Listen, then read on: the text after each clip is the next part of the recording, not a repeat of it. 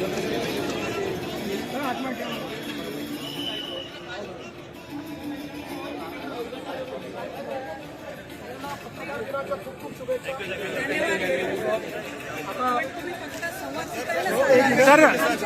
प्रश्न होते सर आमचे पण सर प्रश्न होते भरपूर पोरांचं या ठिकाणी आव्हान आहे, पोरांचं आव्हान आहे, काय सांगाल? मला एक गोष्ट सांगतो, कोणी त्या ठिकाणी निवडून देणार नाही.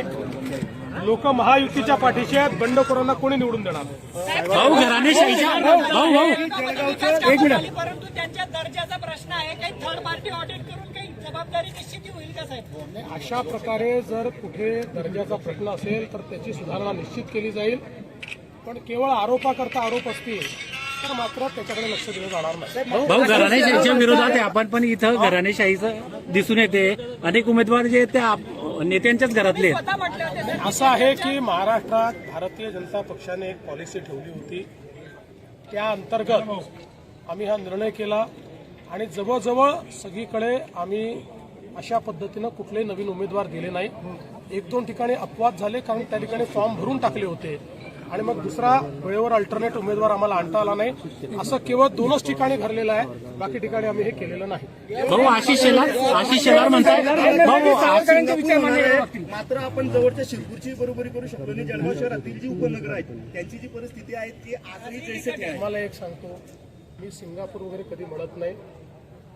आपलं जळगाव हे आपलं जळगाव आहे, आपली संस्कृती वेगळी आहे.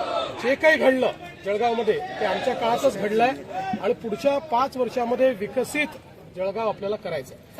भाऊ आशिष शेलार म्हणतात अजित पवारांना की तुम्हाला जर वीर सावरकरांचे विचार पटत नसतील तर तुम्ही लांब राहा किंवा असं. मला असं वाटतं की वीर सावरकरांचे विचार हे अजितदादांनी त्याचा विरोध करण्याचं कारण नाही, त्यांनी कधी केलंही नाही.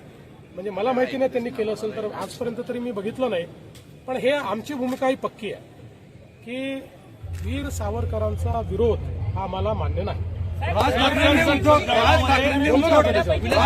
उद्धव ठाकरेंना पक्ष सरेंडर केल्याचं दुरी म्हणतायत भाजपामध्ये गेल्यानंतर. असं आहे, आता ते त्या पक्षामध्ये होते त्यामुळे त्यांना त्या पक्षातलं जास्त माहिती आहे. ते शेवटी काही ना काही नाराजी असेल म्हणूनच आमच्याकडे आले की नाही. त्यामुळे ती जी त्यांची भावना आहे ती अनेक लोकांची भावना आहे.